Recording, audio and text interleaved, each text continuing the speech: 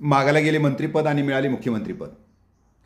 1980-81 ज्यावेळेला barrister A R Antule यांना तथाकथित सिमेंट घोटाळा प्रकरणी राजीनामा द्यावा लागला, त्यांच्या असणाऱ्या मंत्रिमंडळातील एक सदस्य बॅरिस्टर बाबासाहेब भोसले कायदामंत्री होते.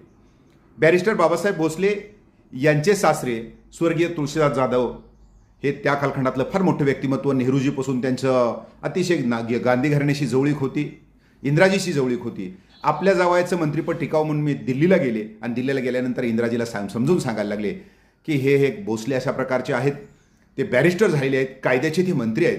इंदिरा गांधी आवाज झाल्या की नाम क्या है उनका, ती भोसले कुठले आहेत, सातारचे आहेत. त्यांना वाटलं की सातारचे भोसले हे मंत्रिपद मागायच्या अगोदर सांगितले सीएम के लिए बहुत अच्छा कॅन्डिडेट आहे. तर अशा रीतीनं न ऐकता त्या असणाऱ्या बाबासाहेब भोसले यांना मुख्यमंत्रीपद मिळालं. 82 ते 83 13 महिन्याचा कारकीर्द या महाराष्ट्राने वेगळ्या प्रकारे